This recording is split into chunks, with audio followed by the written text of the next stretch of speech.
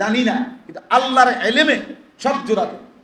সুবহানাল্লাযী খালাকাল আজওয়াজা কুল্লাহা, এই যে পরিষ্কার কোরআন সূরা ইয়াসিনের আয়াত, সুবহানাল্লাযী খালাকাল আজওয়াজা কুল্লাহা, ওই আল্লাহর প্রশংসা করছি যিনি সব কিছু বানিয়েছেন আজওয়াজ, জোড়ায় জোড়ায়, সব জোড়ায় জোড়ায়। এই যে আসমান, এই যে জমিন, এই যে জোড়া, এই যে রাত, এই যে দিন, এই যে আলো, এই যে অন্ধকার, এই যে হাসি, এই যে কান্না, এই যে সকাল, এই যে বিকাল, এই যে দুপুর, এই যে সন্ধ্যা, সব কিছু জোড়ায় জোড়ায়। সব জোড়া আমরা বলতে নাও পারলেও আল্লাহ সবটাই জানেন। জানেন কিনা? ওয়া খালাকনাকুম আজওয়াজা, আল্লাহ বলেন আমি তোমাদেরকে সৃষ্টি করেছি জোড়ায় জোড়ায়। ওয়া মিন আয়াতিহি আন খালাকা লাকুম মিন আনফুসিকুম আজওয়াজা, আল্লাহ বলে প্রত্যেকটা পুরুষ শুনে নাও, আমি আল্লাহর কুদরতের নিদর্শন, আমি তোমাদের প্রত্যেক পুরুষ থেকেই সৃষ্টি করে রেখেছি তার জোড়া। তার কি?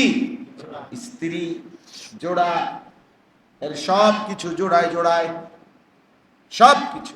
অতএব এখানে সুখ দুঃখ, আনন্দ বেদনা, হাসি কান্না মিলেমিশে থাকে দুনিয়া দুনিয়া। কিন্তু মোমেন হিসাবে আমাদের দায়িত্ব এটা বুঝতে শিখেন, ভাবতে শিখেন, হার হালাতে সর্বাবস্থায় আল্লাহ তাআলার ইবাদতের উপরেই টিকে থাকে, টিকে থাকে। আমার একজন আপনজন আছে, আমি বুঝ হওয়ার পরে আমার একজন ঘনিষ্ঠ আপনজন আছে, ওনার 5টা সন্তান। আমি বুঝ হওয়ার পরে সারাটা জীবন, আজকে আমি বুঝ হওয়ার পরে আজকে মনে করেন আমি যদি সেই 12 বছর বয়স থেকে খোঁজখবর নিয়ে থাকি ওনার, আজও আজকে আমার 42 বছর, তো ধরেন 30 বছর, এই 30টা বছর আমি দেখে যাচ্ছি উনি আর জীবনে শুধু বিপদ আর বিপদ। সব সময় উনি কোনো না কোনো মুসিবতে, কোনো না কোনো পেরেশানিতে আছেই আছে, আছেই আছে। তো এর ভিতর দিয়েই আল্লাহকে ডাকতেছে, এর ভিতর দিয়েই 3টা ছেলে কওমি মাদ্রাসায় পড়তেছে, এর ভিতরে দিয়েই মেয়েগুলো বিয়ে দিছে। কিন্তু এই আজকে শুনি এটা, কালকে এটা, মানে কোনো না কোনো মুসিবতে ওনারা চলছেই, চলমান চলমান। আমি আল্লাহর ঘরে গিয়েও কাবার গিলাফ ধরে কাবার কাছে দাঁড়াইও ওনার জন্য দোয়া করছি, হায় মাওলা আমি কি তার সুখ দেখবো না, শুনবো না? এই যে জিন্দেগি বলে, এই যে জীবন, এটা আবার কেউ আছে যার, ওই যে আমরা কিতাবে পড়ছি, সরাসরি হাদিসে আছে, রাসূলুল্লাহ সাল্লাল্লাহু আলাইহি ওয়াসাল্লামের জামানা একবার এক লোক, আরাবি বেদুইন, পাহাড়ি মানুষ, খুব সুঠাম শক্তিশালী লোক, স্বাস্থ্যবান সুস্থ সবল সুঠাম মানুষ, নবী সাল্লাল্লাহু আলাইহি সাল্লামের দরবারে আসছে। আল্লাহ নবী সাল্লাল্লাহু আলাইহি সাল্লাম কোনো কথার প্রসঙ্গে জিজ্ঞেস করছে, তোমার কি কখনো কোনোদিন জ্বর হয়েছে? হুম্মা, সে বলছে জ্বর কি জিনিস, জ্বর কিভাবে হয়? তার মানে সে জ্বর কখনো দেখে নাই। নবী সাল্লাল্লাহু আলাইহি সাল্লাম বলছে তোমার কি কখনো সুদা, মাথা ব্যথা হয়েছে? সে বলছে মাথা ব্যথা কিভাবে হয়, মানে মাথা ব্যথা কেমনে হয় সেটা জানে না। আল্লাহ নবী সাল্লাল্লাহু আলাইহি সাল্লাম বলছে তোমার কি কোনোদিন পেটে ব্যথা হয়েছে? পেট ব্যথা, পেট ব্যথা হয় কিভাবে, কেন হয়, সে জানে না। অর্থাৎ কোন রোগ কোনদিনও তার না। আল্লাহ নবী সাল্লাল্লাহু আলাইহি সাল্লাম লোকটা চলে যাওয়ার পরে নবী সাল্লাল্লাহু আলাইহি সাল্লাম বললেন, যদি এই মুহূর্তে জাহান্নামী দেখতে মন চায় তো এরে দেখো।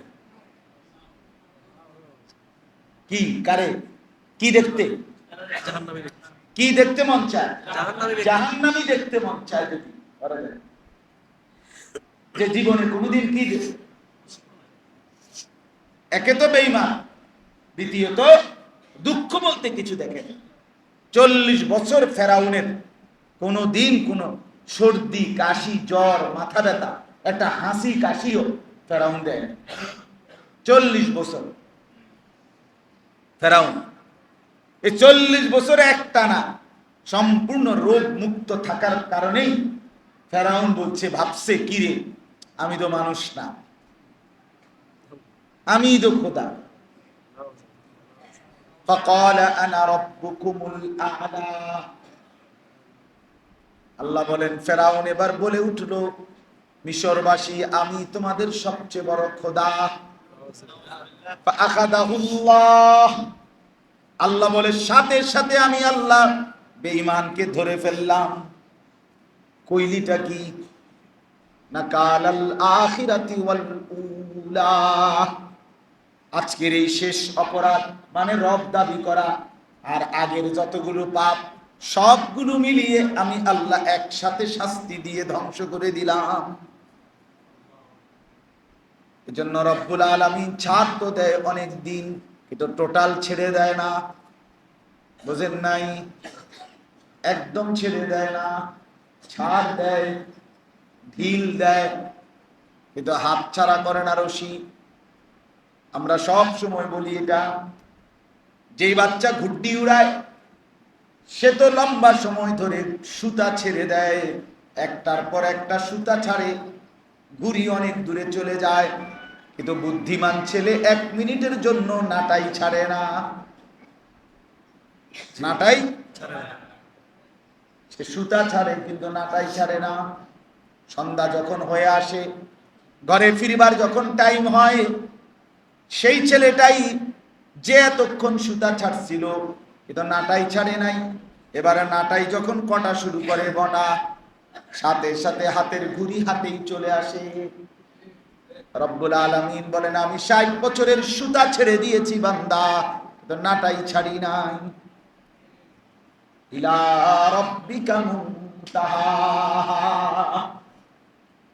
আল্লাহ বলে বান্দা যত দূরই যাও না কেন শেষ পর্যন্ত তোমার রবের কাছেই তোমার শেষ ঠিকানা ফিরতেই হবে হবে কিনা বন্ধু হ্যাঁ ফিরতেই হবে ছেলেরা যদি বুঝতো লাউ কানু ইয়ালামুন যদি তারা বুঝতো কোরআনে আল্লাহ এটা বারবার বলছে লাউ কানু ইয়াফকাহুন আহা আমার বান্দা যদি বুঝতো কখনো বলছে লাউ কানু ইয়াফকাহুন কখনো বলছে লাউ কানু ইয়ালামুন আহা আমার বান্দা যদি বুঝতো আহা আমার বান্দা যদি জানতো ওমা হাদিহিল হায়াতুদ দুনিয়া ইল্লা লাহবুন ওয়া লাইব আল্লাহ বলেন দুনিয়ার জীবন আর কিছুই নয় বান্দা শুধুই তামাশা আর খেলাধুলা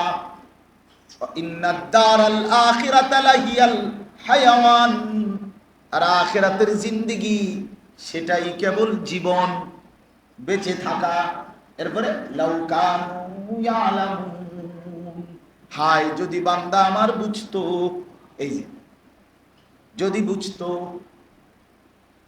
আল্লাহ বলেন কুল নারু জাহান্নামা আশাদ্দু হাররা লাউ কানু ইয়াফকাহুন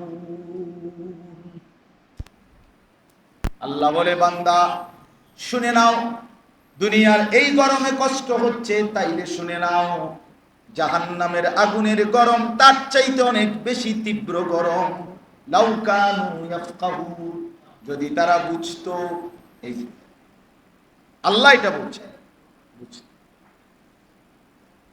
আল্লাহ যদি বলেন যদি তারা বুঝতো আল্লাহ আমাদেরকে বুঝ দান করেন এই কথাটার কি প্রসঙ্গ ছিল যে একাগ্রতা দ্বারা একসুই ইখলাস নিষ্ঠা মুফতি শফি রহমাতুল্লাহ আলাইহি বলছেন নিষ্ঠা একাগ্রতা ধারাবাহিকতা এমন এক গুণ যেটা যদি কোনো মুশরিক ফাসিক দুনিয়াবি বিষয়ও করে আল্লাহ তাআলা ওই বিষয়ে তার তারাক্কি মানে নিষ্ঠা ধারাবাহিক একদিন সে এটার মধ্যে পরিপক্ক হয় অভিজ্ঞ একদিন সে এই ধারাবাহিকতা কখনোই হাল ছাড়ে না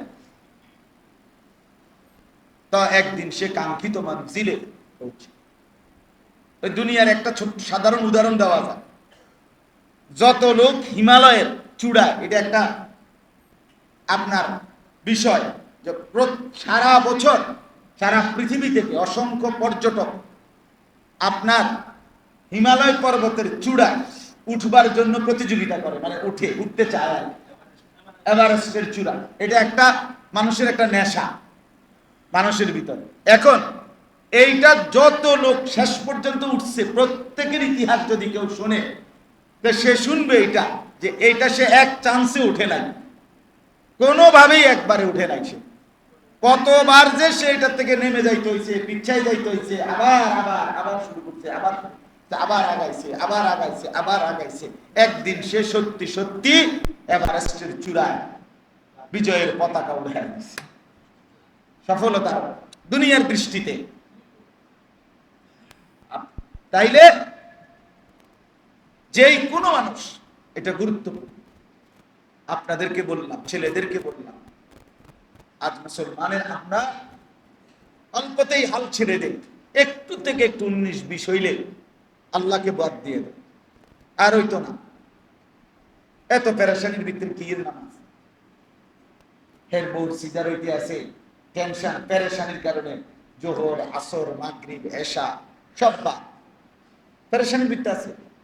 বউর সিজার, ছেলেটা বিদেশ যাইব, ফ্লাইট হইতে আছে না, বিমান লেগে দাঁড়ায় রয়েছে, পোলারে একবার চিপস আইনা দেয়, বহন আইনা দিতে আছে, এত ঝামেলা। আসর, মাগরিব, এশা একটা ঝামেলা না, পোলা বিদেশ যাবে, খামখেয়ালি কথা। এত বড় পেরেশানির ভিতরে কি এর নামাজ? নামাজ কি জায়গা নেই? পোলা না জায়গা, নামাজ তো আর জায়গা। এই সামান্য অজুহাতে নামাজ ছেড়ে, নামাজ ছেড়ে। আমাদের সেই প্রিয় মানুষ, সেই প্রিয় কণ্ঠ আল্লামা হযরত মাওলানা জুবায়ের আহমদ আনসারী রাহমাতুল্লাহ আলাইহি, আল্লাহ তাআলা তার কবরকে জান্নাতের উঁচা মাকাম বানিয়ে দেন। ওনার এক বয়ানে শুনছিলাম, হুজুর একবার করছে যে চাচায় ভোরবেলা খেতে কাম করছে সারাদিন, এই ভোর রাত্রে চলে গেছে খেতে, রাতের 10টা-11টা বাজে ঘরে আসছে। তো ঘরের লগের ঘরে ভাতিজা, রাত 11টা, চাচা ভাতিজা শুনতেছে, চাচা একামত দিয়া নামাজ পড়তে আছে, নিজে নিজে নামাজ পড়ে আর কি, বাকি একামত দিয়া লইছে আগে, এরপরে নিজে নামাজ। এখন একামত দিছে, ভাতিজা শুনছে, চাচায় নামাজ পড়ছে, ঠিক আছে, কিন্তু দেখে যে 5-10 মিনিটের মাথা আবার একামত দিছে, আবার দিছে একামত, চাচা দিয়ে আবার কি জানি নামাজ পড়লো মনে হয়, একটু পরে আবার একামত দিছে। ভাতিজা কই নারীটা কি দিবে, কি নামাজ? উদ্দুর পর একামত দেয় আবার, এরম নামাজ তার শুনছি না। কয়বার একামত দন লাগে? মনে করেন এশার নামাজের একামত কয়বার? একবার না। এবার এটা কি নামাজ পড়তে আছে? 4-5 বার হয়ে গেছে, একামতে দেয় উদ্দুর পর। তো ভাতিজা গিয়া টেনশনে উঠতে গিয়া চাচার কাছে, চাচা এইটা হুজুরের মুখে আমি এটা শুনছি আর কি, চাচা এটা কি নামাজ পড়তে আছেন যে উদ্দুর পর কাদ কামাতিস সালাহ, কাদ কামাতিস সালাহ কইতে আছেন? এটা কোন ওয়াক্তের নামাজ, কি নামাজ পড়েন? তখন চাচা বলতেছে, ভাতিজা সেই যে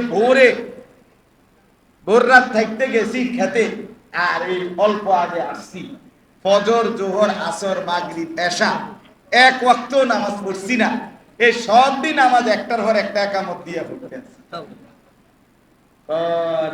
এমন না বুঝছি এতবার কাদ কামাতিস সালাহ মানে ধান রুইতে রুইতে 5 ওয়াক্ত নামাজ শেষ। ছেলেরা মোবাইল টিপতে টিপতে 1 ওয়াক্ত নামাজ পড়ে। সকালবেলার এই একটু ঘুম, অথচ কেউই ফজরের আগে ঘুমায় না। এমন না যে ঘুমাইছে 3টা বাজে, উঠতে লাইতে হয়েছে 4টা বাজে, এমন ঘুমাইছে 12টা, 1টা বাজে, 11টা বাজে। ঘুম থেকে উঠার টাইম হয়েছে ফজরের টাইম, কমপক্ষে 6 ঘন্টা পরে। কি নাফরমান, কি নাফর! আরেকটি শক্ত ডাকায়, কি নিকৃষ্ট হারামি যে ফজরের নামাজ। আমার একারে ফজরের নামাজ যে পড়ে না, তারে আমার বেশি অসিব্য মনে হয়, একারে বেশি অসিব্য। একেবারে বেয়াদব, এটা একদম বেয়াদব, এটা বেশি অসভ্য, এটা নিকৃষ্ট বেয়াদব, এটা একেবারে জানোয়ার, হাইওয়ান, খবিস, এটা খবিস, যেটা ফজরের নামাজ একেবারে নিকৃষ্ট, অপদার্থ বলতে যেটারে বুঝায়।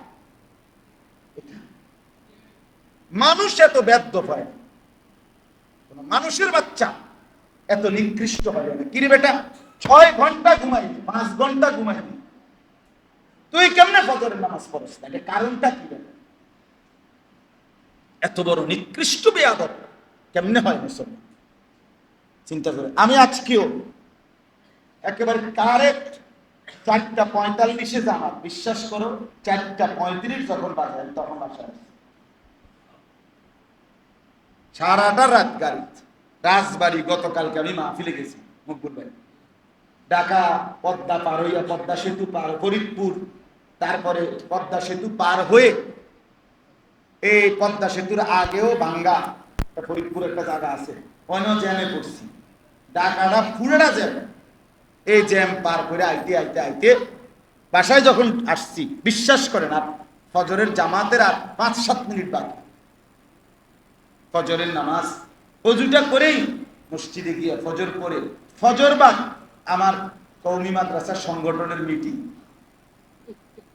আগে মিটিং দিয়ে রাখছি, আমার খবরও নেই, আর এত রাজ্যে লাগবে আমি এটা ভাবিও না। এই যেখানে মিটিং হবে, ফজরের নামাজ সালামটা ফিরাই আমার শিক্ষক নাজেম সাহেব, মাওলানা মাসুম, হেরে আমি ডাকে হলো মাসুম, আমি এনে বইয়া কাইথুয়ে ঘুমাইতে আসি, তারা আইতে, মানে মিটিং এর সদস্যরা আসতে আসতে যে কদ্দুর সময় পাই, ঠিক 40-42 মিনিট হবে, তারা আসতে আসতে লাগছে মিটিং, এ কদ্দুর টাইম ঘুমাইছে। ওই যে আমি আপনাদের বললাম যে ভাই আমার কাছে ঘুমাইতে আসে, এই কারণে আসলে ঘুমাইতে পারিনি, সারাটা দিনে দৌড়াদৌড়ি করছে। যাই হোক, আমার বলার উদ্দেশ্য হলো, এটা কি মানুষ, এটা কি জানোয়ার, এটা কি হাইওয়ান, 5 ঘন্টা ঘুমাইয়া, এটা কি মানুষ? আয় আয়, এটা পদার্থ না অপদার্থ না, এটা ক্লিবলিঙ্গ না উভয়লিঙ্গ, আমি বুঝি দেখিটা। জলজ্জান্ত মুসলমান এভাবে দিনের পর দিন কখনোই মনে পড়ে না ফজরের নামাজের কথা, তার রবের কথা, অথচ প্রতিদিন সেই রবের নিয়ামত হিসাবে আল্লাহ যদি চোখ খুলে না দেয়, কসম আল্লাহ, কারো পক্ষে ঘুম থেকে জাগার কোনো ক্ষমতা না।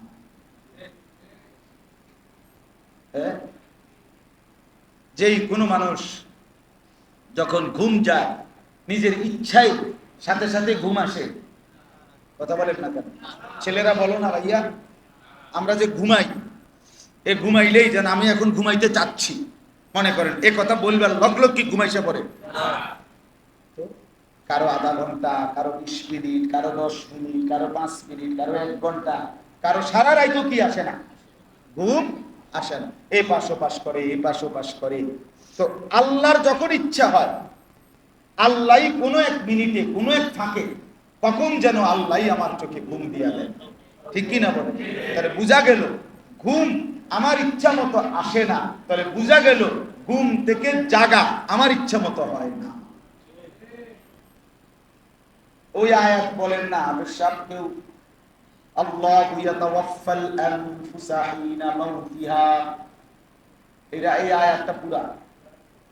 মানুষ যখন ঘুমায়, আল্লাহ বলছে 2 হালাত হয়, আমি বান্দার রুহু তুলে নেই, তুলে নিয়ে কাউকে আর রুহু ফেরত দেই না, আর ওয়ায়ুরসিলুল উখরা ইলা আজালিন মুসাম্মা, কোন কোন রূহকে আমি একটি নির্দিষ্ট সময়ের জন্য আবার তার দেহের মধ্যে ফেরত দেই, ঘুমের সময়, উঠার সময়।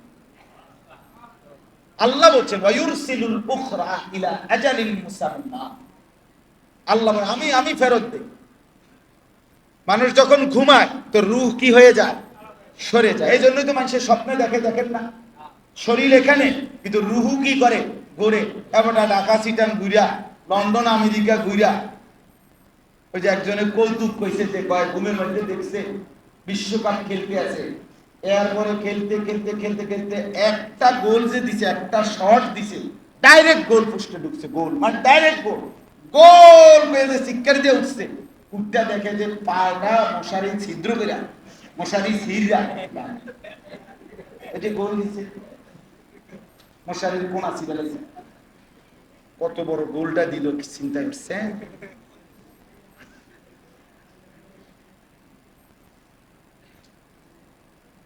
তাইলে বুঝা গেল রুহুত সরায় নেন আল্লাহ তাআলা বলছেন। এরপর আল্লাহ বলেন আমি আবার নির্দিষ্ট একটি সময়ের জন্য আবার আমার বান্দা রুহুটা ফেরত দিই, ফলে সে জেগে ওঠে।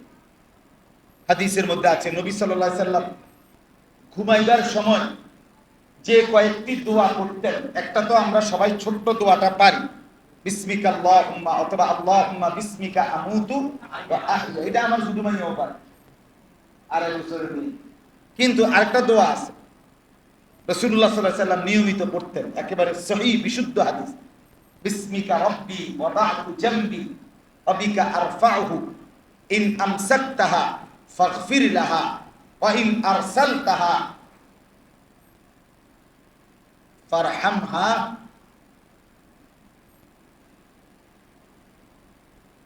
ইন আমসাকতাহা ফারহামহা ওয়া ইন আরসালতাহা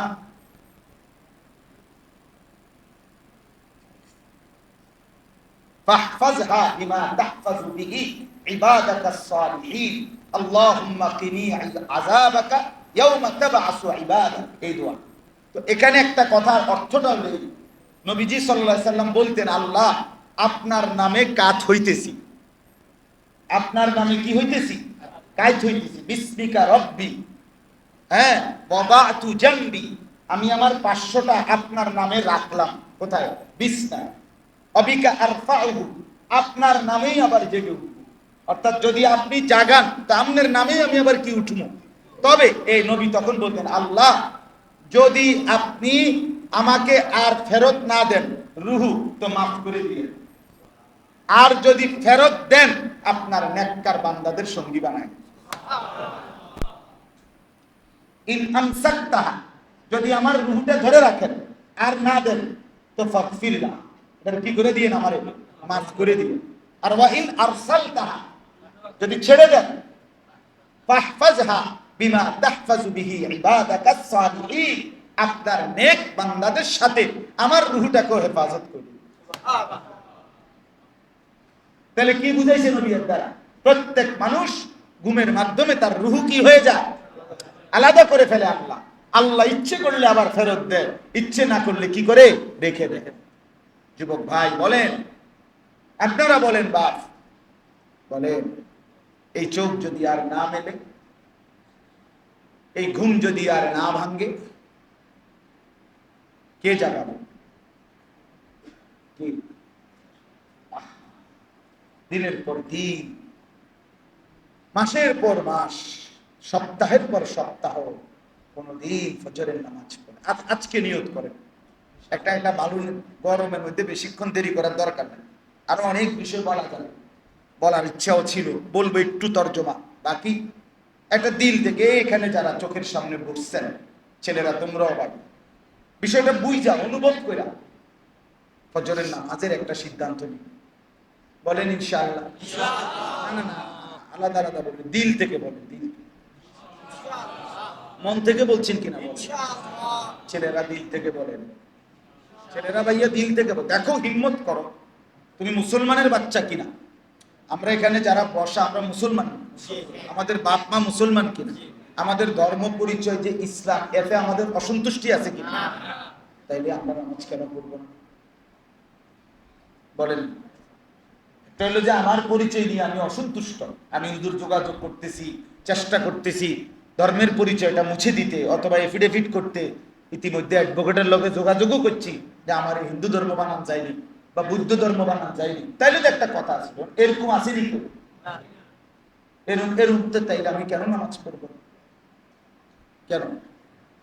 আপনারা যারা এখানে আছেন, ছেলের বাবা, মেয়ের বাবা, অথবা স্ত্রীর স্বামী, এই 3 শ্রেণী তো আছে। কেউ হয়তো ছেলের বাপ, মেয়ের বাপ, আর স্ত্রীর স্বামী, আপনারা হাত উঠানছে, আমি সহ যাগো যাগো জিভুত আছে, বউ আছে, হাত উঠান।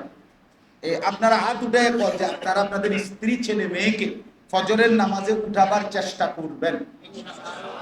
না ইনশাআল্লাহ করে তো যেটা কইছি এটা কইছি, আমরা স্ত্রী ছেলে মেয়েকে ফজরের নামাজের জন্য উঠাবার চেষ্টা করব। আল্লাহ তৌফিক। এটা একবারে হাসির বিষয় না, ঠিক না? চেষ্টা করি দেখেন।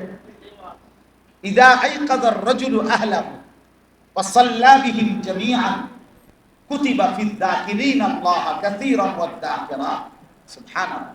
নবীজি বলেন যে এই পুরুষ তার স্ত্রী সন্তানকে ফজরের নামাজের জন্য জাগিয়ে দেয়, আইকাযা জাগিয়ে দেয়, ওয়া সাল্লা বিহিম জামিআন সকলকে নিয়ে নামাজ পড়ে, মহিলারা ঘরে পুরুষ জামাতে। আলহামদুলিল্লাহ আমার ঘরে বাসায় আমার স্ত্রী, আমার মেয়ে আর আমার ছোট ছেলে থাকে, আর বড় ছেলেটা মাদ্রাসায় থাকে। তা আমি আমার ছোট ছেলেকে নিয়ে মসজিদে যাই, বিবি মেয়েকে নিয়ে নামাজ পড়ে, তাই তো। তো সকলকে নিয়ে ফজরের নামাজ পড়ে।